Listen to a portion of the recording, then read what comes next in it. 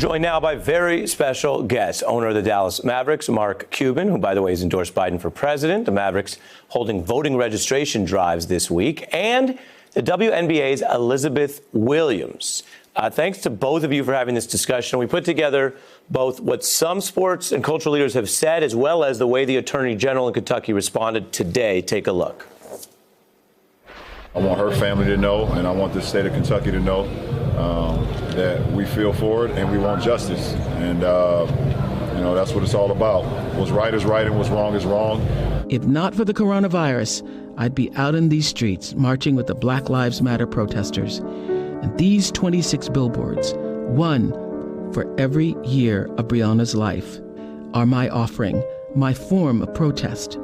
There will be celebrities, influencers, and activists who, having never lived in Kentucky, will try to tell us how to feel, suggesting they understand the facts of this case and that they know our community and the Commonwealth better than we do. But they don't. Let's not give in to their attempts to influence our thinking or capture our emotions. Mark, your response to the Attorney General? Since when is justice for all a community issue? That's a national issue. It's an American issue. I mean, look, LeBron's right. I mean, it's gone on too often, and it's just disheartening to see it over and over again, and just to have it dismissed like that is just wrong. Elizabeth? Yeah, I absolutely agree. At the end of the day, we just want justice, and we don't feel like it's being served right now. And now we have to move forward. And Mark, it's clear that many of the people from Oprah and LeBron on across the movement had an impact. What does it tell you that both the impact put the pressure on, and yet, A, you had the result you have today, and B, you have public officials literally telling people as powerful as them and others, this isn't your business, stay out? There's a lot of work to do, and we have to get people to vote. Period. End of story. The Attorney General is an elected position in Kentucky and I think all states. And if we want change, then we have to get out and vote in the people that will create change. Elizabeth, I want to play a little bit of Roger Goodell, who was moved late this year to much criticism. Take a look. They're still kneeling yesterday, quite a few. Right? Very limited number, and we think that we're going to be able to address that at some point. And eventually there'll be. We hope to get. We want all our players. But it'll never. I'm proud of what our league has done. I said it several months ago that we should have listened to our players earlier and been able to understand the things that were going on in our communities. Elizabeth, your view of whether that's enough and our minds being changed by athletes and others being more vocal.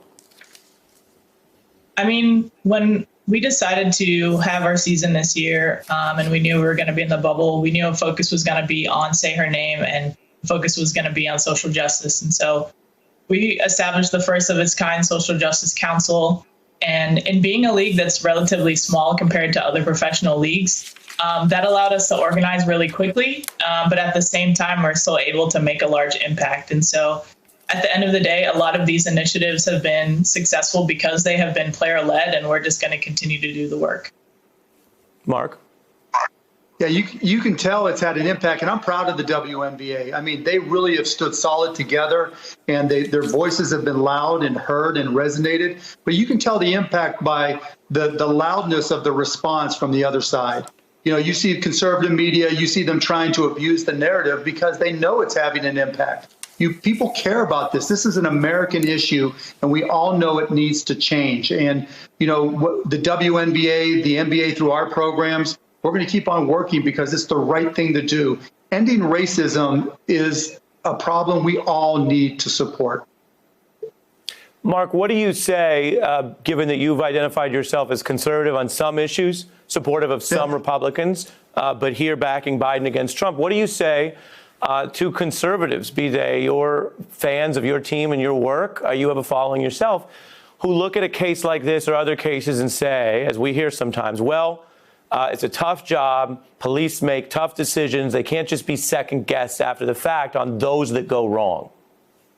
So there's two different things there. One, is it a tough job? Yes, of course it is. And, there's obviously a real need for police in every community. But at the same time, every organization can get better. And an organization like policing that's shown time and time again that they're adverse to change, that they don't want to be reformed, that they don't want to listen to reforms. You look at how their unions respond to any indication that something needs to change. You look at their abhorrence of just trying to take away some of the immunities that they have.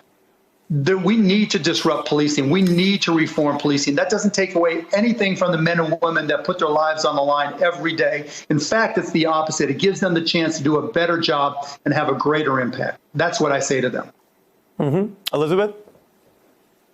Yeah, I absolutely agree.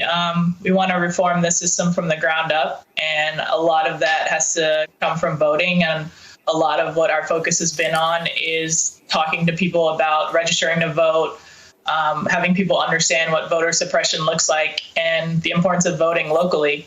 Like Mark said, the Attorney General, these are elected positions. And so we want people to understand that, and we'll continue to see change as people vote and get the right people in office. Yeah, and Mark, as mentioned, you're doing this voting drive. We're also seeing a lot of arenas open to that. My final question is on something else that you're known for, because there's also a big campaign going on right now. You are known as a clear and strong communicator. You could debate that if you want. What advice do you have for your candidate, Biden, going against Trump in these looming debates where Trump is also known to get his words out? Well, first, you don't only talk to the people that agree with you. You have to go talk to the people that disagree with you and show them that there is a different opinion than what they're hearing in a filter bubble. Second, you really have got to, communicate to as many people as possible and work to get that vote out, because that's what it's going to come down to. Who gets more of their supporters out to vote. But I think one of the mistakes he's making, he really is staying on his side, right? He's not going to communicate with people who disagree with him. Because when you go to the other side and talk to people that disagree with you, they get to hear something different than they're used to hearing. And I think that's absolutely necessary in a country that's become so partisan. All interesting points, particularly on persuasion, on the big issues, as well as, of course, the campaign. Mark Cuban, my thanks to you. Elizabeth Williams from the WNBA, who's worked on these issues. Appreciate it. Hey, I'm Ari Melber from MSNBC. You can see more of our videos right here, or better yet, subscribe to our YouTube channel below.